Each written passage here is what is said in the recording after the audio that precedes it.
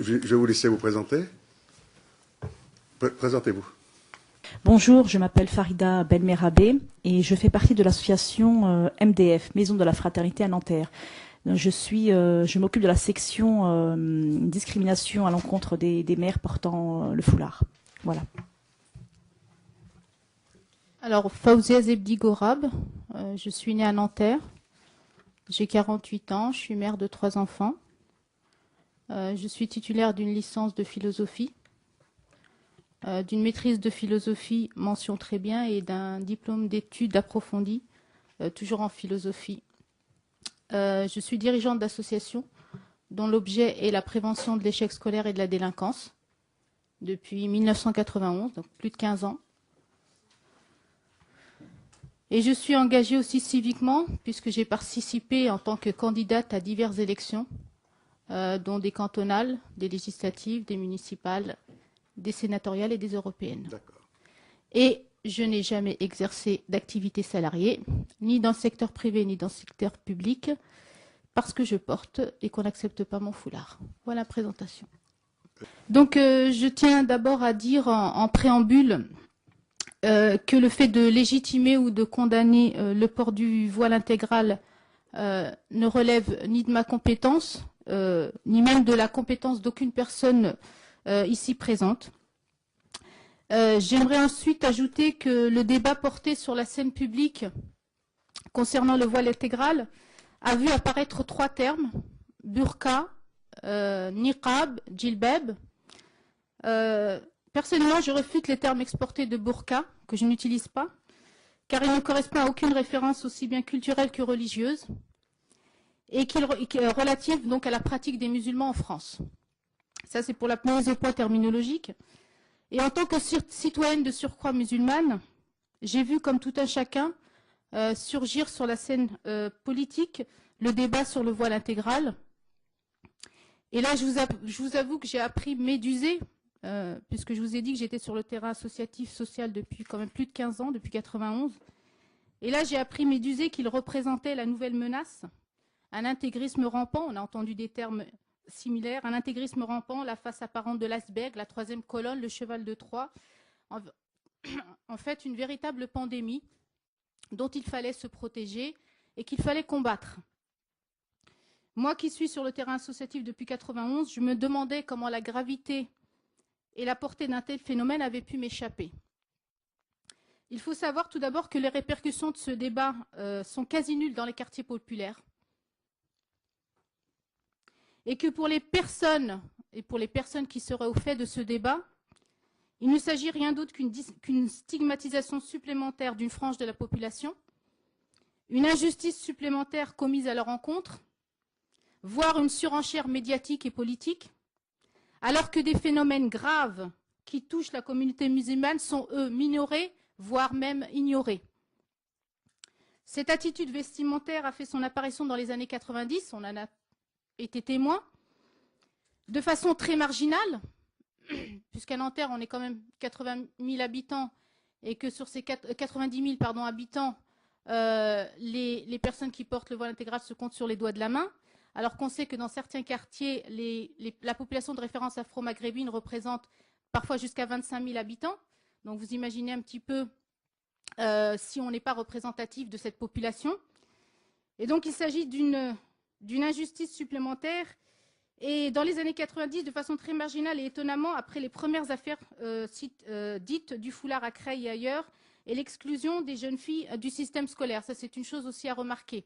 88, l'exclusion des jeunes filles. 90, on voit apparaître certains voiles intégrales. Donc, année douloureuse que j'ai vécue moi-même auprès de ces jeunes filles de moins de 16 ans, obligées de quitter l'école, et catastrophe dont on ne mesurera jamais la gravité et l'ampleur, et dont nous, associatifs, payons encore aujourd'hui les pots cassés. Le voile intégral est un phénomène marginal. Les faits et les chiffres l'attestent. Aucun incident au niveau des faits, aucune incidence notoire sur la vie sociale, car celle qui le porte prône généralement et presque à l'unanimité l'apolitisme et la non-violence. Quant au fonctionnement du service public, j'aimerais en dire un mot aussi, puisqu'on a évoqué cet argument. Quant au fonctionnement du service public, il a été surtout perturbé par le zèle de nombreux fonctionnaires qui, sous couvert de laïcité, ont empêché des jeunes femmes voilées d'accéder à des services, ce qui, à juste titre, a entraîné l'incompréhension et la colère de la majorité des musulmans.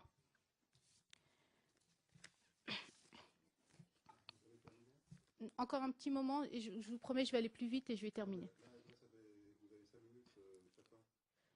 J'ai un projet, j'avais 2 mots à dire, je pense en tant qu'associative et depuis un moment sur le terrain.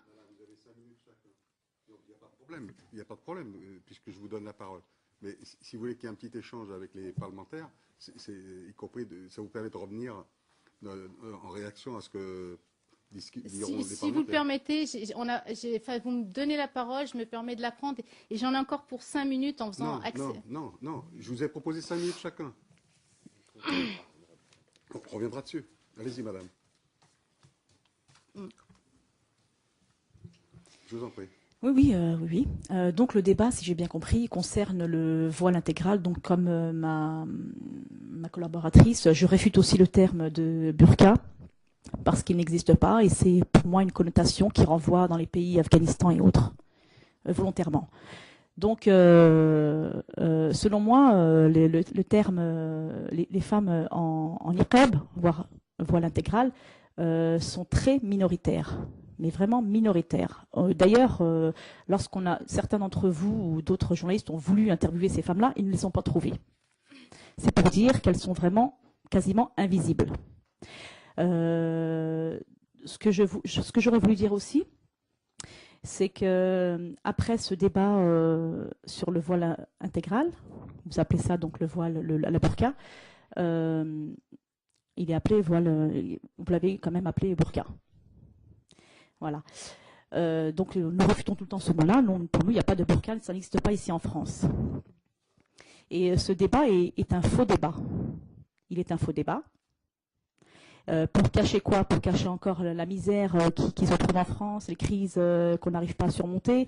Donc il fallait trouver quelque chose. Et on a trouvé le bouc émissaire, c'est-à-dire les musulmans en général et les femmes musulmanes en général. Donc après le voile, le simple foulard que nous portons sur la tête, ce n'était pas suffisant pour nous exclure. Donc on a préféré maintenant jouer sur la peur des Français.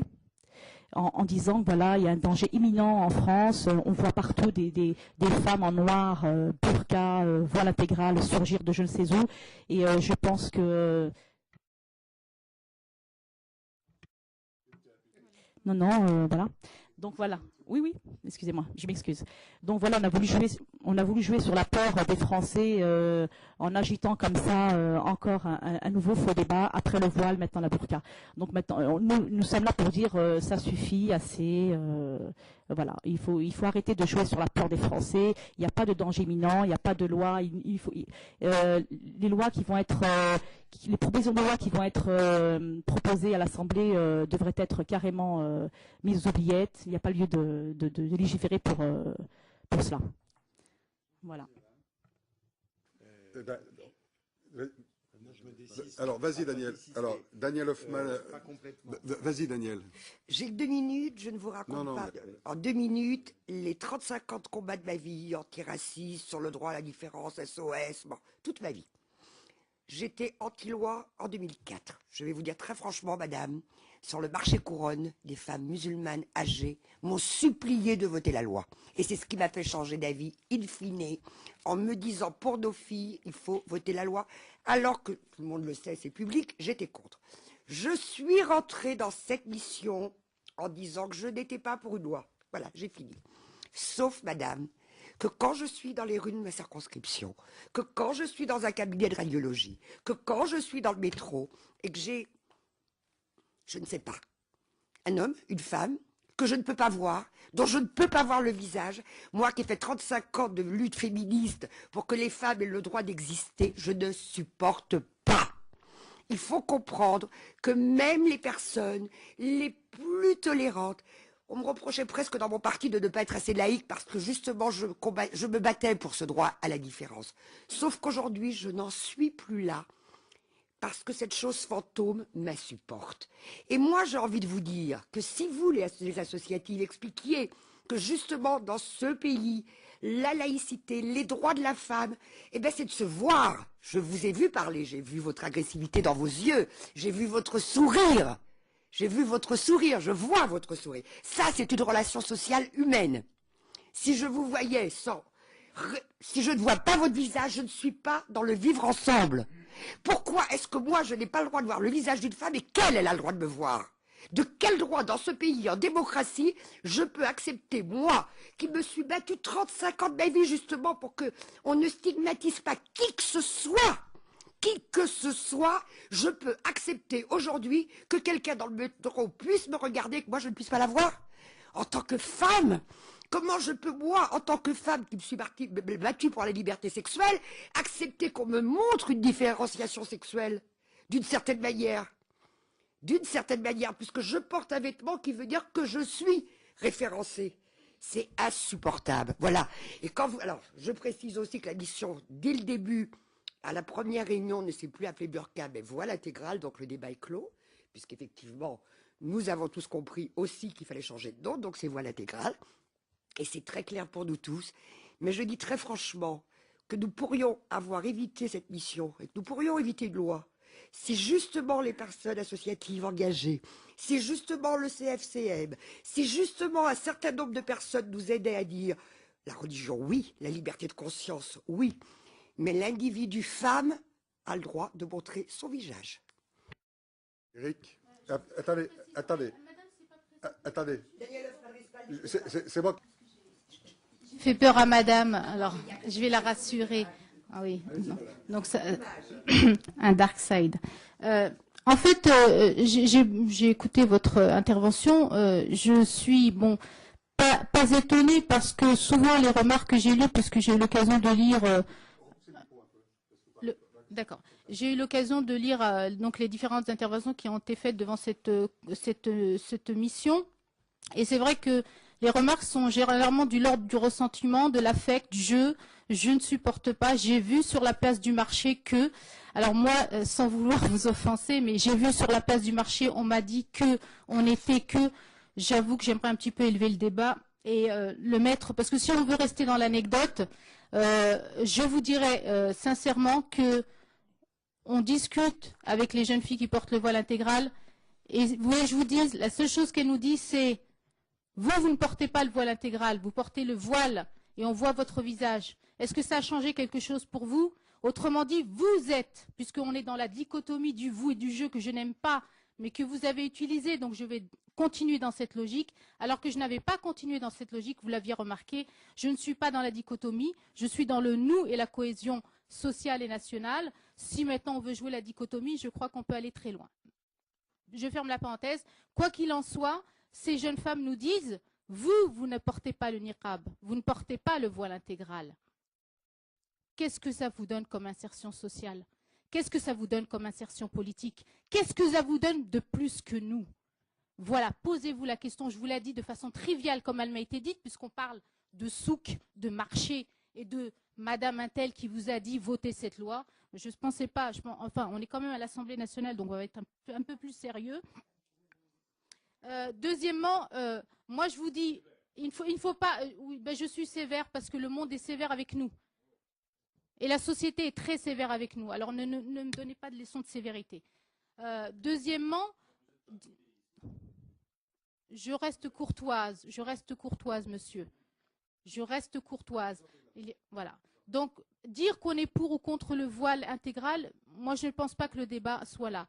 Le débat est de dire, est-ce qu'il faut voter une loi? Et si on vote une loi, quelles seront les conséquences de cette loi? Et pour pouvoir en mesurer mieux les conséquences, je suis au regret de dire qu'il faut revenir à la loi du 15 mars 2004 et des conséquences qu'elle a eues. Parce que les premières conséquences qu'elle a eues, c'est bien sûr d'expulser, d'exclure les enfants du seul champ d'émancipation et d'intégration qu'est l'école. Et en fait, après, vous les retrouvez au souk. C'est normal, elles ne sont plus à l'école.